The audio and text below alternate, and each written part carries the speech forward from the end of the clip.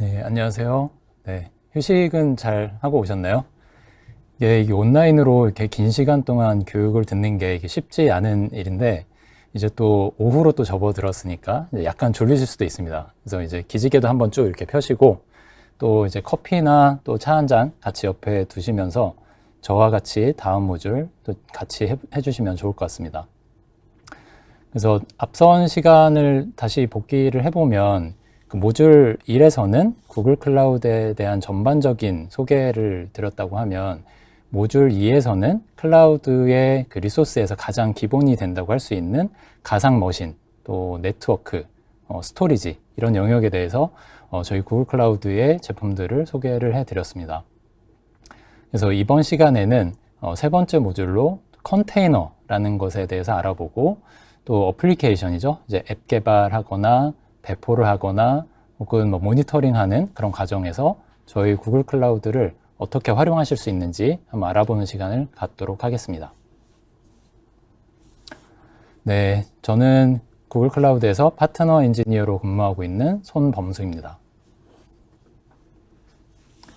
네, 먼저 클라우드의 컨테이너에 대해서 한번 알아보겠습니다. 컨테이너라는 거는 그 요즘 뭐 마이크로 서비스 아키텍처나 혹은 뭐 데브옵스 뭐 이런 얘기들을 할 때 많이 이제 언급이 되고 있는데요.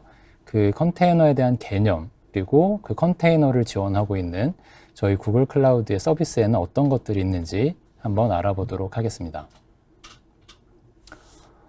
네, 저희가 앞선 시간에서도 여기 보시는 그 컴퓨팅 리소스, 컴퓨트 엔진, 쿠버네티스 엔진, 앱 엔진 이렇게 되어 있는 컴퓨팅 리소스에 대해서도 설명을 한번 해주셨을 텐데 저희가 일반적으로 클라우드에서 제공하는 그런 서비스의 유형 이런 것들을 이제 크게 분류를 할 때 그런 얘기들을 많이 하십니다.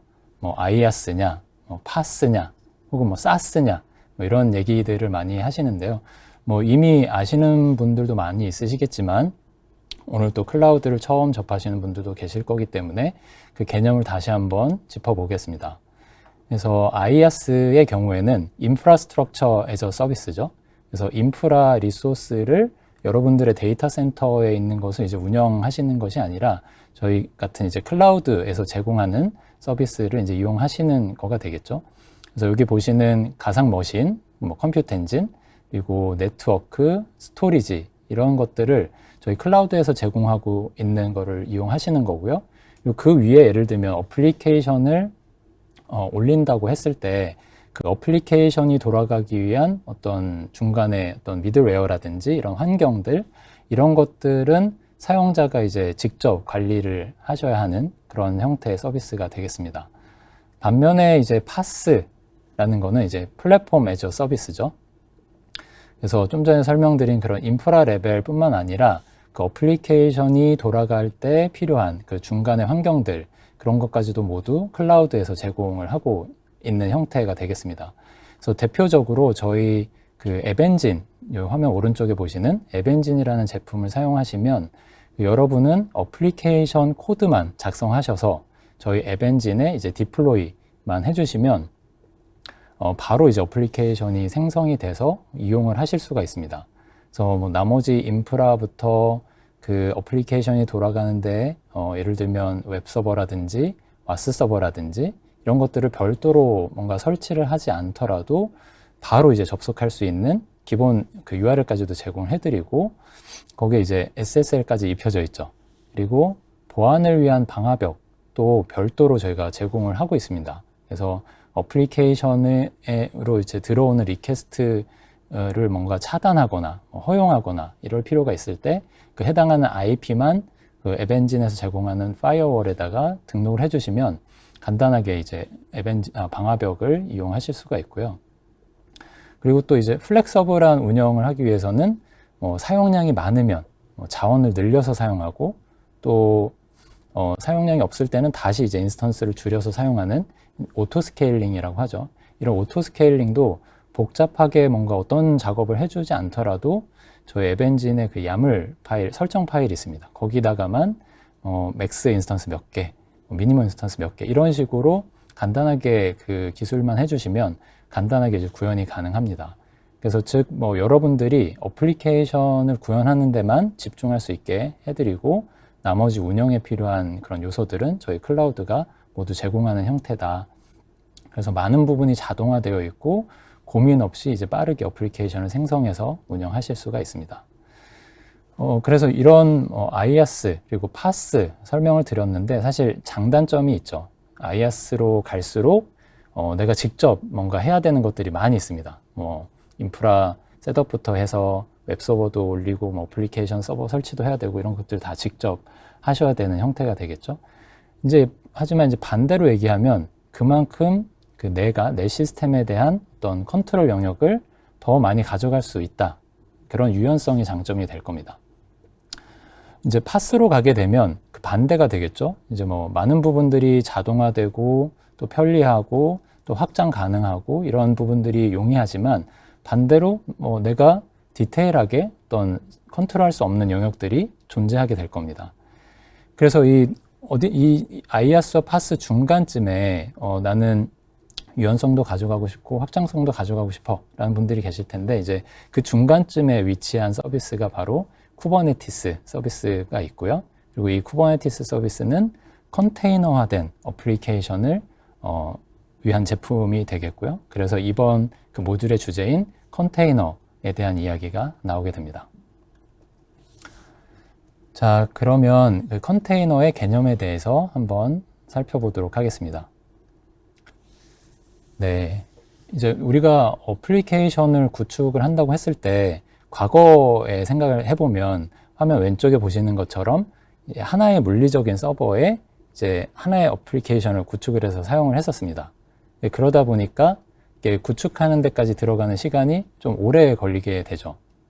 왜냐하면 하드웨어를 구매를 하고 그 하드웨어를 데이터 센터에 입점을 시키고 그래서 여기까지는 말로는 이렇게 짧게 할 수 있지만 사실 이 과정을 진행해 보신 분들이라면 얼마나 잘 여기까지 오래 걸리는지를 잘 이제 이해하실 건데요. 시간이 오래 걸리는 작업이 되겠습니다. 그리고 이제 물리적인 셋업뿐만 아니라 뭔가 기본적인 소프트웨어적인 셋업도 완료가 되어야 이제 그 다음에 이제 어플리케이션을 올릴 수가 있게 됩니다. 그런데 또 이제 운영을 하다 보면 그 하나의 하드웨어 위에 하나의 어플리케이션을 이렇게 돌리다 보니까 어떨 때는 리소스가 남게 되죠. 그러니까 자원의 유틸라이제이션이 낮은 경우가 많이 발생을 합니다. 그래서 이제 자원을 효율적으로 활용할 수 있는 방법이 없을까 해서 나온 개념이 가상화, 이제 VM이 되겠습니다. 그래서 이 하이퍼바이저가 그 하드웨어와 그 OS 사이에서 역할을 하면서 그 하나의 하드웨어 위에 여러 개의 OS를 올려서 이제 자원을 효율적으로 사용할 수 있도록 하는 게 이제 가능해졌는데 우선 그 화면에 보시는 왼쪽처럼 일단 VM 하나에 여러 개의 어플리케이션을 돌리는 경우를 한번 생각해 보겠습니다. 그러면 이제 화면에 보시는 것처럼 두 개의 어플리케이션이 그 디펜던시를 하나를 공유를 하게 되는 구조가 될 수 있겠죠. 그러면 이제 이렇게 되면 이제 운영상에 그 여러 어려운 부분들이 발생할 수 있습니다. 왜냐면 이제 앱 1번을 수정하기 위해서 디펜던시를 바꿨더니 기존에 잘 돌고 있던 그 앱 2번에서 뭔가 문제가 생기는 경우가 발생할 수가 있습니다. 그래서 이런 어플리케이션 간에 서로 이제 영향을 미치지 않도록 독립된 그런 환경이 필요하게 됩니다. 그래서 이제 오른쪽처럼 한 개의 하드웨어 위에 그 OS를 두 개를 올려서 각각 하나의 VM에 하나의 어플리케이션을 운영을 하게 되면 이제는 독립성은 보장이 되겠죠. 그래서 자원의 또 유틸라이제이션도 올라가게 되겠고 근데 이런 거는 이제 개선이 됐는데 문제는 한 개의 어플리케이션이 무거워진다는 그런 단점이 또 있습니다. 왜냐하면 이제 OS 레벨까지 하나의 어플리케이션에서 모두 포함하고 있기 때문인데요. 그래서 어플리케이션을 구동하는데도 이렇게 되면 이제 OS부터 다시 구동을 해야 되니까 시간도 오래 걸릴 뿐만 아니라 확장이 필요한 경우에 이런 경우에도 많은 제약이 발생하게 됩니다. 자, 이제 그래서 나오게 되는 개념이 그러면 그런 무거운 OS 영역의 그런 커널 이런 것들은 공유를 하고 각각의 어플리케이션이 각각의 디펜던시를 포함해서 프로세스가 이렇게 구동될 수 있는 그런 서로 독립된 공간을 갖게 하는 것, 이제 그것이 이제 컨테이너가 되겠습니다. 그래서 이런 컨테이너를 구동하기 위해서는 그 OS 위에 컨테이너 런타임 컨테이너이라고 하는 것이 필요합니다. 그래서 가장 요즘에 많이 쓰이는 것이 이제 도커가 되겠죠. 그래서 이렇게 커널 영역을 제외를 하고 어플리케이션과 디펜던시만 포함을 하고 있다 보니까 기존의 가상화보다는 훨씬 가볍게 됩니다. 가볍다 보니까 어플리케이션도 빠르게 배포할 수 있고, 또 이제 디펜던시를 포함하고 있다는 얘기는 이 컨테이너 런타임을 지원하는 다른 어떤 환경에서도 동일한 어플리케이션이 구동되는 것을 보장한다, 이런 얘기가 되겠습니다. 자, 그래서 다시 정리를 해보면 이 컨테이너가 아까 처음에 설명드렸던 이제 IaaS의 유연성과 파스의 확장성을 같이 제공을 한다고 할 수가 있습니다. 그래서 컨테이너는 그 하나의 하드웨어나 OS의 추상화 레이어를 두고 각각의 디펜던시를 포함해서 어플리케이션들이 서로 독립된 상자에서 움직이는 것처럼 서로 영향을 미치지 않고 프로세스를 구동할 수가 있습니다. 그래서 아까 말씀드린 대로 이제 가볍기 때문에 어플리케이션을 빠르게 시작할 수 있는 장점이 있고요. 네, 그리고 보시는 것처럼 이제 이식성이 좋다라고 하는 이런 의미는 한번 빌드된 그 컨테이너를 다른 환경에 배포를 하고자 했을 때 다시 또 뭔가 그 환경에 맞춰서 다시 뭔가를 변경한다거나 혹은 빌드를 다시 해야 된다거나 이럴 필요가 없이 그대로 그 컨테이너 이미지만 배포를 하게 되면 어플리케이션을 바로 시작할 수 있고요. 그래서 뭐 그런 환경들이 뭐 내 노트북이든 아니면 뭐 클라우드 위에서든 그런 컨테이너 런타임만 지원하는 곳이라면 어느 환경에서든 동일하게 이제 구동될 수 있다라는 것으로 이해를 해주시면 되겠습니다. 이제 그렇게 되면 어떻게 될까요? 이제 배포하고 어플리케이션을 배포하고 운영하는 과정이 굉장히 심플해질 수 있겠죠. 그래서 데브옵스 관점에서 여러 가지 장점을 가져다 주는 것이 컨테이너라고 할 수가 있겠습니다. 네, 그래서 여기까지는 컨테이너에 대한 개념을 소개를 드렸었고, 이제 그 쿠버네티스에 대한 이야기를 드려보도록 하겠습니다. 네, 사실 저희 구글은 컨테이너를 오래 전부터 사용을 해왔습니다. 그리고 요즘에 그 구글에서 제공하는 거의 모든 서비스가 컨테이너화 되어서 제공되고 있다라고 볼 수가 있는데요. 그러다 보니까 매주 40억 개에 해당하는 컨테이너가 새롭게 생성이 되고 있다고 합니다. 그래서 이게 전체 컨테이너의 양이 그렇다는 게 아니고 매주 이제 새롭게 40억 개가 새로 컨테이너가 생성이 되고 있습니다. 그래서 엄청나게 많은 숫자가 배포가 되고 있죠. 자, 그런데 이렇게 많으면 어떤 일이 발생을 할까요? 바로 보시는 것처럼 관리에 문제가 생길 수가 있습니다. 그래서 아무리 앞서서 이제 컨테이너가 가진 장점, 이식성이 좋고 가벼워서 빠르게 배포하고 이런 장점이 있다고 하더라도 이제 점점 규모가 커지게 되면 이렇게 뭔가 체계를 이렇게 갖춰놓고 관리를 해주지 않으면 수많은 컨테이너들이 이제 이런 모습이 되겠죠. 네, 그래서 뭐 컨테이너가 뭐 5개 아니면 뭐 10개 이 정도만 가지고 있다고 하면 저희가 도커를 가지고도 충분히 관리를 할 수가 있을 텐데 우리가 대규모 시스템을 구축한다고 생각해 봤을 때 특히 또 MSA 아키텍처로 이제 어플리케이션이 작은 단위로 이렇게 만들어 가지고 사용하는 경우에 그런 경우에는 컨테이너가 이제 굉장히 숫자가 많이 늘어나게 되겠죠. 그리고 그런 많은 컨테이너들을 그러면 어떻게 관리를 할 것인가, 그리고 또 그 컨테이너들이 하나의 호스트에 이렇게 들어가서 돌아가지 않고 여러 호스트에서 이제 분산돼서 이제 돌아가게 될 거거든요. 그러면 어떻게 효율적으로 관리를 할 수 있는가, 이런 오케스트레이션이라는 표현을 많이 사용하는데 그런 역할을 수행해주는 툴이 필요하고 그런 툴이 바로 쿠버네티스다라고 생각하시면 되겠습니다. 그래서 컨테이너 오케스트레이션 툴은 뭐 사실 쿠버네티스만 있는 것은 아니고요. 뭐 오픈시프트나 뭐 도커 스웜 이런 다른 여러 가지 툴들이 있지만 요즘은 사실상 쿠버네티스가 이제 표준이 되었다고 해도 과언이 아닐 것 같습니다. 네, 그러면 이제 컨테이너를 생성을 하고 또 사용을 하는 과정에서 그 쿠버네티스가 어떤 역할을 하는지 화면에 보시는 이제 그림을 통해 가지고 간단히 살펴보겠습니다. 그래서 왼쪽 화면 위에 있는 그 app.py라고 되어 있는 파이썬으로 생성한 이제 어플리케이션 소스가 있다고 가정을 하고, 이제 이걸 이제 디펜던시, 아까 설명드렸던 것처럼 디펜던시를 포함해서 이제 빌드를 하게 되는 거죠. 컨테이너로 이제 빌드를 하게 되면 컨테이너 이미지가 나오게 됩니다. 그래서 이 빌드를 할 때 뭐 예를 들면 도커를 사용해서 빌드를 할 수도 있고요. 저희 구글 클라우드에서는 이제 클라우드 빌드라고 하는 제품을 이용해서 컨테이너로 빌드를 하는 것이 가능합니다. 그래서 이렇게 빌드된 이미지를 다양한 환경에서 이제 적용해서 이제 사용을 하려면 어딘가에는 이 이미지를 저장해 놓는 것이 이제 효율적이겠죠. 그래서 저희 컨테이너 이미지 저장소인 이제 컨테이너 레지스트리라는 서비스가 있습니다. 여기에 컨테이너 도커 허브와 같은 기능을 한다고 생각하시면 되고요. 그래서 여기에 이제 등록을 하게 되고요. 여기에 이제 등록된 컨테이너들을 이제 내려받아서 이제 사용을 하게 되는데, 그러면 이제 어떤 특정 그 머신에 컨테이너를 배포를 해주고 또 라이프 사이클을 이렇게 관리해주는 이런 역할을 하는 것이 이제 쿠버네티스라고 생각하시면 되겠습니다.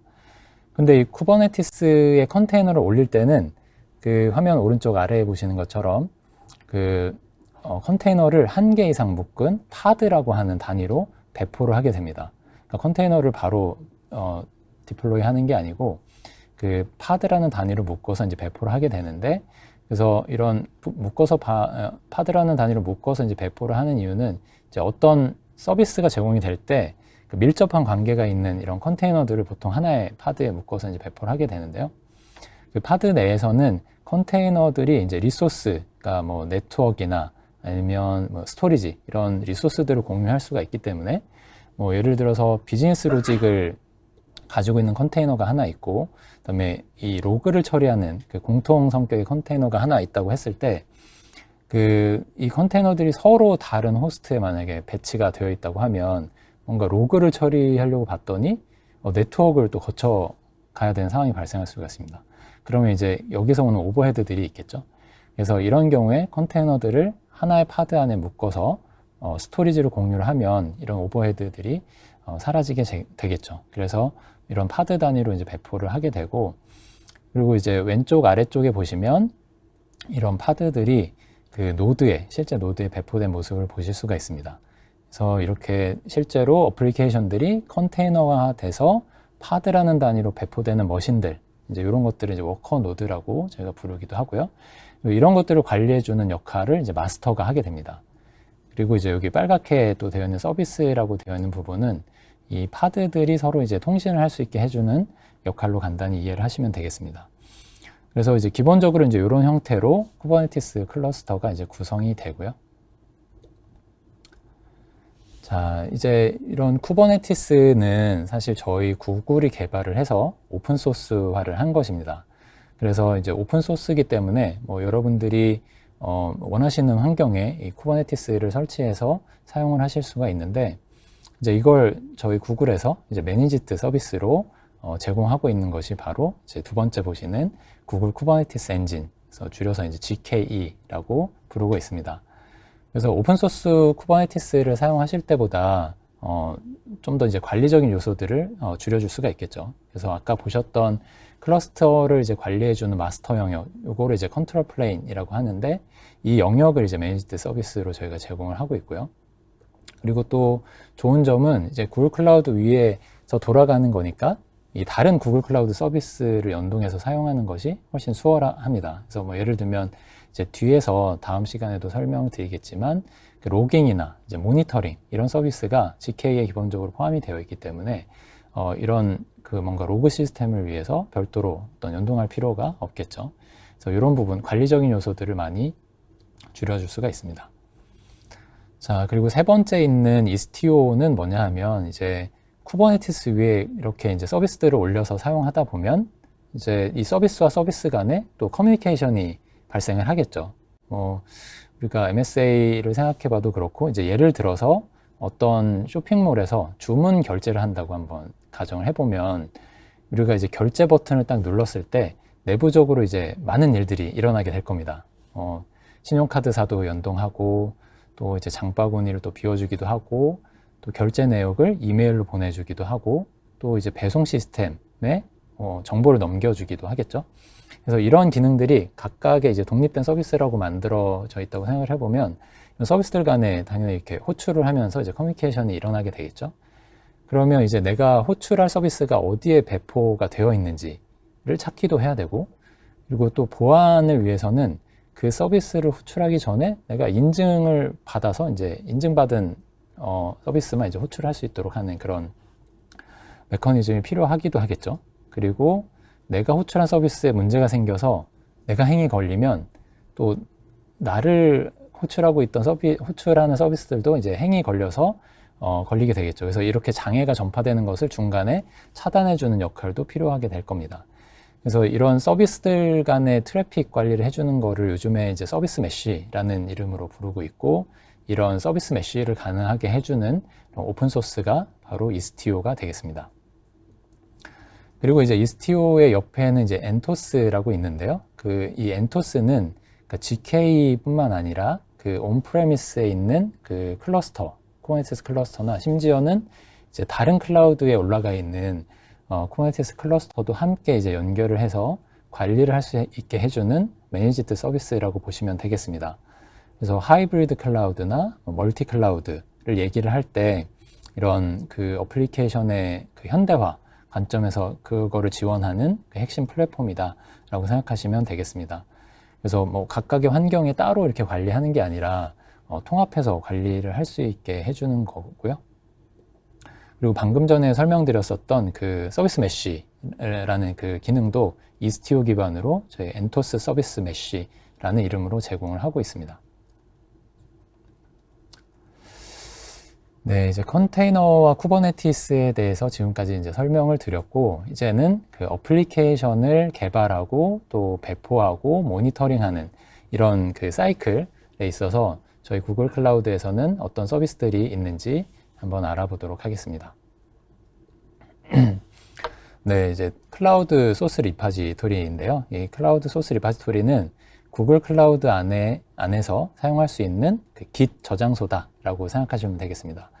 그래서 소스 레파지토리에 그 여러분들이 그 구현하시는 그런 소스들을 저장을 하시고 이 팀원들과 같이 공동 작업하는 것이 이제 가능하고요.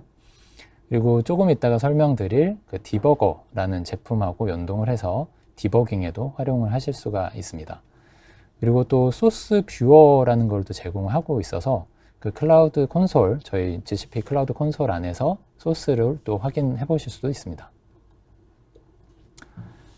자, 다음으로는 이제 클라우드 펑션입니다. 그래서 아까 처음에 이제 IaaS, PaaS 이렇게 말씀을 드렸는데 아마 FAS라는 얘기를 들어보신 분들도 아마 계실 것 같아요. 그래서 펑션 애저 서비스죠. 뭔가 우리가 어플리케이션을 개발을 하다 보면 어떤 특정한 기능들, 특정한 이벤트에 대응해서 돌아가는 어떤 작은 그런 기능들을 만들어야 될 때가 있습니다.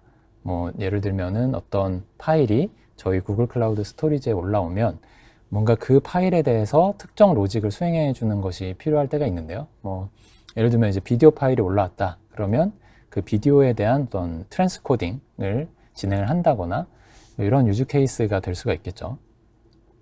그래서 이런 기능들을 위해서 뭔가 그 어플리케이션을 별도로 짜서 이렇게 VM을 만들고 거기에 서비스를 구축하거나 아니면 뭐 쿠버네티스 같은 걸로 좀 돌리기에는 사실 배보다 배꼽이 더 큰 경우들이 있겠죠. 그래서 이런 경우에는 간단히 그 로직만 작성을 해서 클라우드 펑션으로 이제 배포를 하고 그 해당 이벤트를 이제 트리거로 이제 걸어주게 됩니다. 그러니까 뭐 아까 스토리지에 특정 파일이 올라가면 이제 이게 트리거가 되는 거죠. 그래서 그 이벤트가 발생을 하면 이제 그 해당 로직만 딱 수행을 하고 다시 이제 그 리소스가 내려가게 됩니다. 그래서 서버리스 형태로 이제 이용하시게 되는 거고 그 서비스가 올라가 있을 때만큼 이제 과금이 되는 구조가 되겠습니다. 그리고 이제 예시로 좀 전에 말씀드렸던 클라우드 스토리지나 저희 메시지 큐 서비스인 이제 펍섭, 클라우드 펍섭이라는 서비스가 있는데 이런 구글 클라우드 서비스를 이제 트리거로 사용하실 수가 있고 또 이제 HTTP로도 호출이 가능하기 때문에 간단한 웹훅을 만드는데도 이제 유용하게 사용해 보실 수가 있습니다. 그래서 이제 펑션은 이제 자바나 파이썬 또 노드.js 같은 다양한 언어를 지원하고 있어서 이런 언어들을 이제 이용하셔서 간단하게 이제 이벤트 처리형 로직을 구현하실 수가 있겠습니다. 네, 이제 다음은 이제 디플로이먼트 매니저인데요. 그 약자를 오늘 많이 말씀드리는데, 이번에는 IAC라는 거를 들어보셨을 겁니다. 또 인프라스트럭처 애즈 코드죠. 그래서 인프라를 이제 코드로 작성을 하는 거죠. 코드로 정의를 해서 특정 템플릿에 이제 정의를 해서 자동으로 이제 인프라를 배포하거나 이제 관리할 수 있게 해주는 그런 개념이 되겠습니다. 그래서 뭐 예를 들면 우리가 어떤 서비스를 만들기 위해서 VM을 뭐 수십 개가 필요해요. 예를 들면. 근데 이거를 수작업으로 만들다 보면 이게 만드는 데 들어간 시간도 오래 걸릴 뿐만 아니라 또 하다 보면 하도 여러 개를 하니까 이제 실수로 잘못 설정하는 일도 발생하게 되겠죠. 그리고 이제 또 특정 리전에 이렇게 작업을 했는데 이거를 또 다른 리전에 뭔가 확장한다거나 하고 싶을 때 또다시 이제 작업을 하게 됩니다. 그리고 이런 VM들에 이미 생성이 되어 있는 VM에 어떤 변경 작업을 해야 된다거나 하게 되면 또다시 이제 수작업으로 할 수밖에 없겠죠. 그래서 이렇게 인프라의 구성 요소들을 YAML 파일이라는 그 템플릿, 특정 파일의 형태를 이용해서 작성을 하고 그렇게 되면 이제 인프라를 자동으로 이제 관리할 수 있게 되고요. 그래서 이제 그렇게 되면 빠르게 프로비저닝을 할 수가 있고, 또 아까 설명드렸던 그런 휴먼 에러도 줄일 수가 있고, 또 이제 YAML 파일로 관리가 된다라는 거는 이게 변경 이력도 관리를 할 수 있다는 얘기가 되겠죠. 그래서 인프라가 어떤 식으로 구성이 되어 있는지 또 이 파일을 통해서도 또 확인을 해볼 수가 있고, 또 기존에 또 어떻게 변경되어 왔었는지 이런 히스토리를 확인하는데도 좋게 될 겁니다. 그래서 그러다 보니까 이제 또 문제가 뭔가 생겼을 때 빠르게 이제 이전 버전으로 복구를 할 수 있다는 그런 장점을 또 가져올 수 있습니다. 그래서 그런 서비스들을 도와주는 것이 저희 디플로이먼트 매니저가 되겠습니다. 네, 이제는 그 어플리케이션을 이제 배포를 해서 이제 운영을 하는 입장에서 생각을 한번 해보겠습니다. 그래서 우리가 사용하고 있는 그 리소스들을 이제 운영하는 입장에서는 잘 모니터링 하는 게 굉장히 중요하겠죠. 그래서 모니터링도 잘 하고, 또 뭔가 로그도 확인을 잘 해보고, 문제가 생겼을 때는 또 빠르게 발견을 해서 디버깅도 하고 하는 이런 요소들이 필요하게 될 겁니다. 그래서 이런 시스템의 어떤 어플리케이션의 어떤 운영 활동들을 지원을 해주는 그런 제품군이 오퍼레이션스 스윗이 되겠습니다. 그래서 뭐 기존에 저희 구글 클라우드를 이용해 보셨던 분들이 계시다면 스택 드라이버라는 이름으로 기존에 서비스가 되고 있었는데, 이제 이름이 오퍼레이션스 스윗으로 이제 변경이 되었고요. 그 안에는 6개의 제품이 있습니다. 그래서 화면을 보시는 것처럼 이제 모니터링, 로깅, 디버깅, 에러 리포팅, 트레이스, 프로파일러, 이렇게 6가지 서비스가 저희 오퍼레이션스 스윗이라는 이름으로 제공이 되고 있습니다. 네. 자, 그래서 이제 우선 모니터링 하나씩 살펴볼 텐데, 이제 모니터링을 먼저 살펴보면 여러분들이 이제 사용하고 계시는 그 리소스들의 매트릭, 측정 항목, 그러니까 예를 들면 VM의 어떤 CPU나 메모리 사용량, 혹은 뭐 네트워크 사용량, 이런 것들, 그런 것들을 이제 그래프 형태로 대시보드를 만들어서 이제 확인하실 수가 있고, 그리고 특정한 그런 항목에 대해서는 그 모니터링을 잘 해봐야 돼. 이런 것들에 대해서는 스레시홀드, 그러니까 임계치를 설정을 해놓고 그 설정을 넘으면 이제 시스템을 운영하고 있는 그 담당자들에게 이제 얼럿을 보내주게 됩니다. 그래서 얼럿을 뭐 SMS나 이메일이나 혹은 뭐 슬랙 같은 이런 다양한 형태의 채널로 이제 받아볼 수 있게 설정을 할 수가 있고요. 이제 그런 것들 이제 얼럿 팔러시를 관리한다라고 하는데, 그리고 이게 또 좋은 점 하나는 약간 팁이 될 수도 있는 거고, 그 팔러시를 등록을 할 때 이 얼럿은 뭐 어떤 조치가 필요하다라는 그런 가이드도 같이 텍스트로 등록을 할 수가 있습니다. 그래서 예를 들면 뭐 이 얼럿이 발생했을 때 요거는 A라는 시스템하고 커넥션이 끊어졌을 때 발생한 거니까 그쪽과의 연결을 확인해 보라든지 이런 가이드를 같이 등록을 해주면, 그럼 이제 시스템을 운영하는 담당자들이 얼럿을 딱 받아봤을 때 바로 내용을 이제 확인하고 또 조치를 하는데 도움을 줄 수가 있겠죠. 그렇게 이제 모니터링을 활용하실 수가 있고, 또 한 가지 이제 모니터링에서 제공되는 서비스 중에 그 업타임 체크를 할 수 있는 것도 이제 제공이 됩니다. 그러니까 어떤 서비스가 잘 지금 정상적으로 올라와 있는 상태인지, 아니면 뭔가 문제가 있어서 내려가 있는 상태인지, 이런 것들을 이제 체크 로직 같은 거를 이제 걸어주면 그 업타임 체크를 할 수가 있어요. 그래서 뭐 체크 로직이라고 하면 그 어떤 URL을 지정을 해서 예를 들면 어떤 URL을 지정을 해놓고 특정 주기 동안 계속 이제 후출을 해주는 거죠.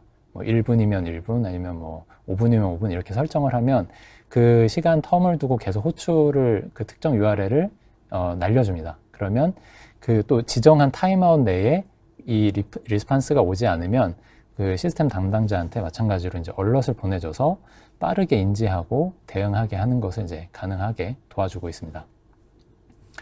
자, 이제 다음은 이제 로깅인데요. 그 시스템을 운영하는 입장에서 생각해보면 로깅은 굉장히 중요한 정보죠. 그래서 저도 이제 예전에 해외에 이제 여러 국가에서 사용하는 시스템을 이제 유지보수하는 역할을 한 적이 있었는데, 그러다 보니까 이제 웹 어플리케이션을 구동하는 이 돌아가는 인스턴스만 해도 이제 한두 개가 아니었어요. 되게 많았죠.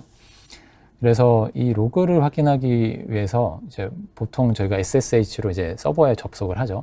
서버에 접속을 해서 이제 명령어를 날려놓고 이제 로그가 쭉 실시간으로 떨어지는 거를 이제 터미널 창에 이제 백업키 깔아 놓습니다. 별도의 모니터에다가 그렇게 띄워놓고 보기도 하고, 아니면 뭐 어떤 로그 파일을 찾아가가지고 이제 뭐 텍스트로 검색을 해보고 하다 보니까 이 파일 아니네 하고 다른 파일 찾아보기도 하고, 뭐 이런 경험들이 있는데 저랑 이제 비슷한 경험을 해보신 분들도 분명히 계실 것 같습니다.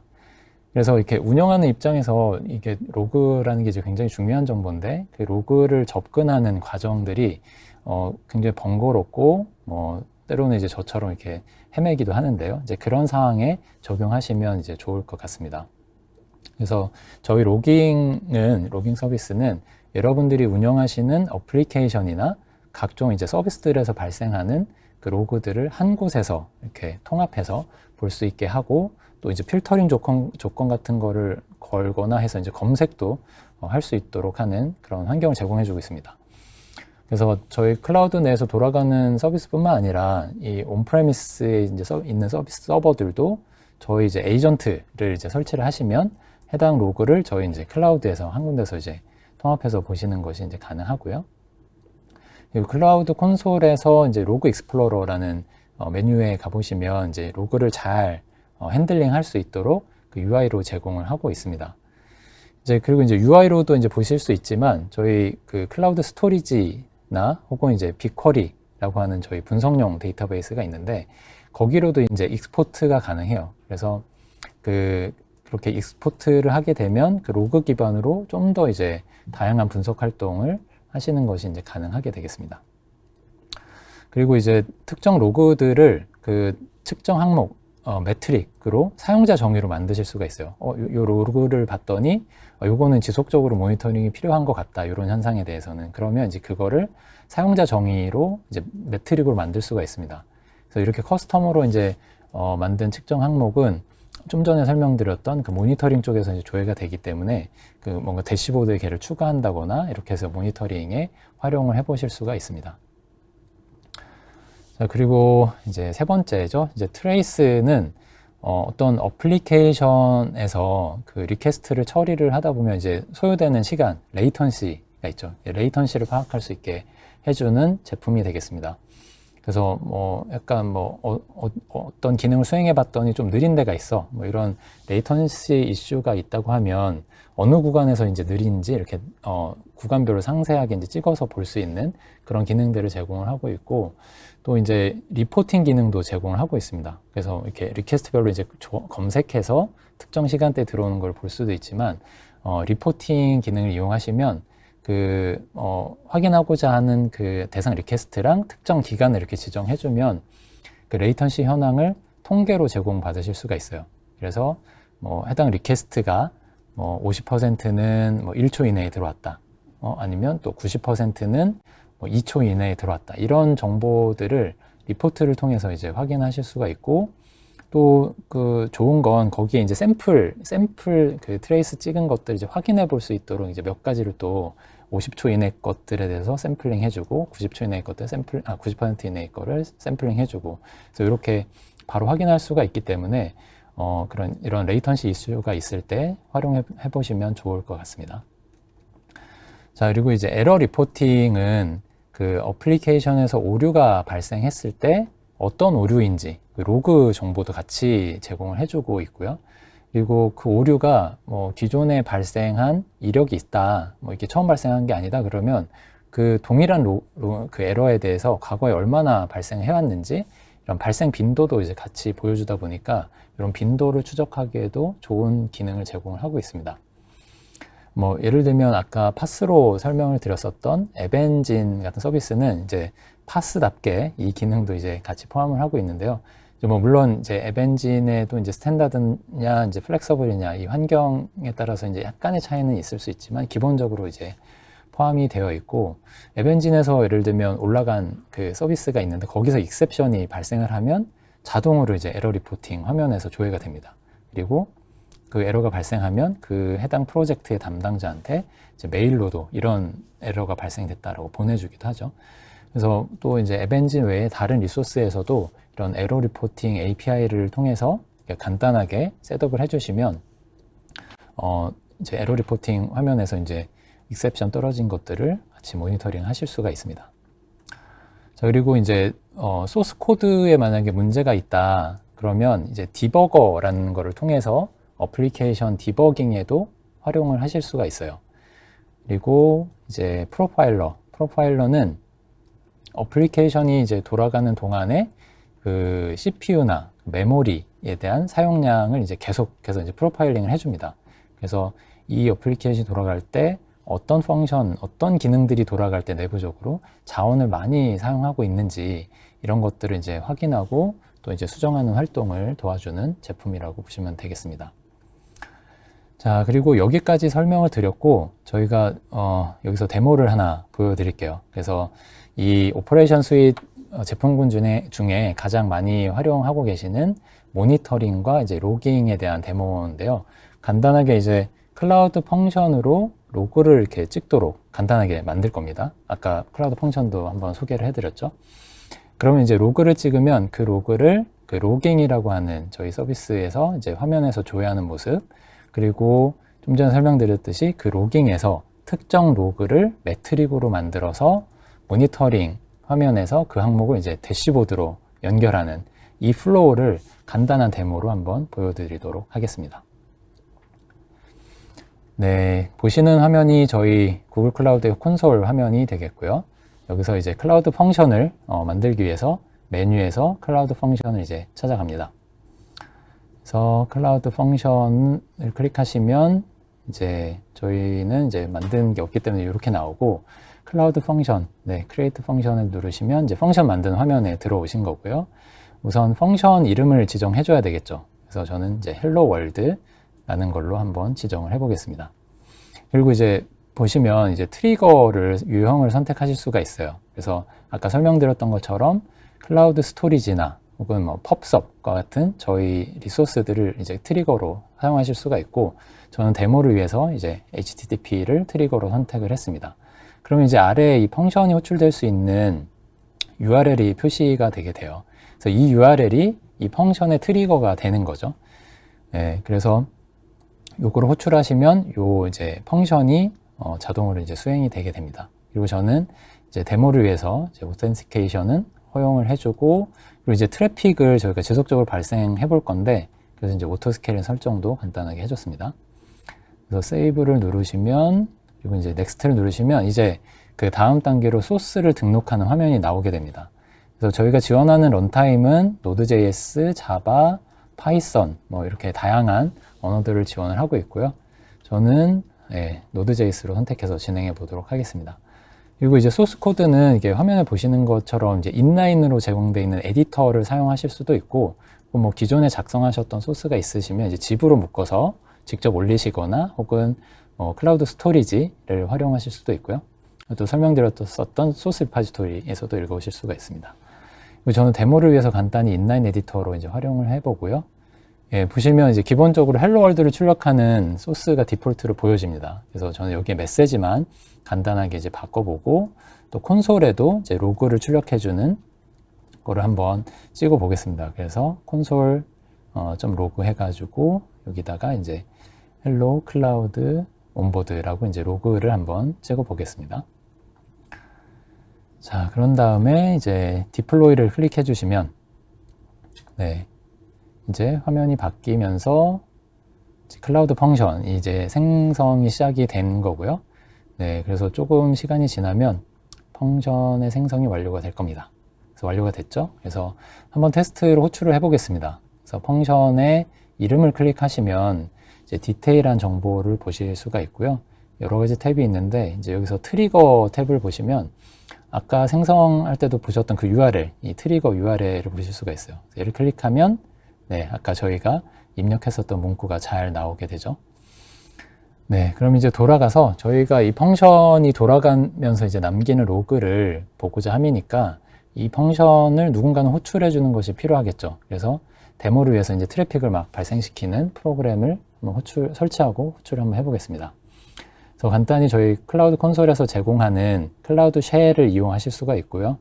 이 환경에서 프로그램을 다운받고 트래픽을 발생시켜 보겠습니다. 그래서 프로그램을 다운을 받고요. 그리고 압축되어 있으니까 압축도 좀 풀어주고, 네, 그다음에 아까 저희가 만들었었던 클라우드 펑션의 그 URL을 넣어서 한번 호출을 해보겠습니다. 그래서 여기 보시는 것처럼 이제 URL을 넣어서 호출을 딱 하면, 네, 이제 저희 클라우드 펑션이 마구 이제 호출이 되고 있을 겁니다. 그러면 이제 로깅에 가서 이 로그를 한번 확인해 보겠습니다. 아까 저희가 콘솔.로그 해가지고 찍었었던, 네, 그래서 메뉴에 보시면 이제 오퍼레이션 영역에 로깅을 누르시면 이제 로깅 익스플로러 화면으로 이제 들어왔고요. 이미 로그가 떨어지는 모습을 이제 보실 수가 있죠. 네, 그리고 아까 또 콘솔에 로그를 찍었었던, 저희가 찍었던 그 헬로 클라우드 온보드 느낌표 2개, 이것도 지금 보실 수가 있고, 그 다음에 이제 왼쪽에 보시면 이제 로그를 발생시킨 리소스를 선택해서 보실 수도 있어요. 지금 제가 클라우드 펑션이나 리소스만 이제 필터링해서 보게 되는 거고요. 네, 그리고 보시는 것처럼 그 로그를 검색할 수 있도록 쿼리문을 이제 작성을 할 수가 있어요. 그래서 필터링해서 이제 볼 수 있는 거죠. 네. 그리고 히스토그램도 이제 빈도, 로그가 쌓이는 빈도를 볼 수 있는 히스토그램도 같이 제공되고 있습니다. 그래서 이 로그를 통합해서 효율적으로 볼 수 있도록 하는 여러 가지 기능들이 제공이 되고 있어요. 이렇게 시간도 좀 줄여서 좀 더 이제 확대해서 이제 볼 수도 있고, 이런 여러 가지 기능들이 제공이 되고 있습니다. 자, 그럼 이제 로그 기반의 사용자 정의 측정 항목을 한번 만들어 보겠습니다. 그래서 우선 아까 콘솔에 로그로 찍어놨던 그 문구만 매트릭으로 한번 만들어 볼 텐데요. 그러면 이렇게 카피를 해가지고, 네, 그 쿼리 문에서 이제 필터링 할 수 있도록 해주면, 네, 이렇게 되면 저희가 로그로 찍었었던 그 문구만 이제 나오게 되겠죠. 이제 그 다음에 이제 Create Metric을 누르시면 이제 현재 쿼리 조건에 해당하는 필터가 적용이 돼서 이제 매트릭을 만드는 화면으로 전환이 됩니다. 네, 그래서 이제 매트릭의 이름을 지정을 하고요. 그래서 클라우드 온보드 네, 카운트라는 걸로 갖고, 네, 여기 밑에 보시면 저 필터 조건이 같이 따라왔죠. 그래서 저 조건으로 매트릭을 생성을 하게 되는 겁니다. 그래서 밑에 보시면 이제 Create Metric이라는 버튼을 눌러주시면, 네, 이제 정상적으로 이제 매트릭이 생성이 됐고요. 그 로그 베이스드 매트릭스라는 화면에 가시면 이렇게 조회를 해보실 수가 있습니다. 네, 그러면 이제 측정 항목을 모니터링해서 이제 적용해서 한번 대시보드를 만들어 보겠습니다. 그래서 모니터링이라는 제품을 검색을 해서 들어가실 수 있고요. 그러면 이제 여기 매트릭 익스플로러 화면에 가보시면, 여기 오른쪽에 보시면 이제 매트릭을 지정하는 그 필드가 있어요. 저기서 이제 아까 저희가 생성했었던 매트릭 이름으로 이제 검색하시면 이제 찾아보실 수가 있고, 네, 클릭하시면 이제 오른쪽에 저 로그의 이제 현황이 이제 그래프로 나타나게 되는 거죠. 그래서 이 그래프를 대시보드로 저장을 해 보겠습니다. 그래서 세이브 차트를 눌러주시면, 그리고 이제 대시보드, 네, 없으니까 생성을 뉴로 해서, 네, 이렇게 데모 대시보드라고 해서 이제 대시보드 이름을 지정을 해주시면 대시보드가 생성이 되면서 요 보셨던 차트가 그 대시보드에 포함이 되게 됩니다. 그래서 대시보드를 가보면, 네, 이렇게 이제 대시보드에서 저희가 만들었었던 매트릭을 모니터링 하실 수가 있고요. 자, 이제 다시 한번 정리를 해보면, 클라우드 펑션으로 이제 저희가 콘솔에 로고를 찍는 간단한 앱을 만들었었죠. 이제 그거를 로깅해서 찾아볼 수가 있었고요. 그리고 그렇게 찾은 로그를 매트릭으로 만들었고, 그 매트릭을 모니터링해서 이제 대시보드로 볼 수 있도록 이제 설정하는 데모를 한번 진행해 봤습니다. 그래서 세 번째 모듈은 여기까지 마무리를 하고요. 네, 잠시 휴식을 취하신 후에 네 번째 모듈에서 뵙도록 하겠습니다. 네, 감사합니다.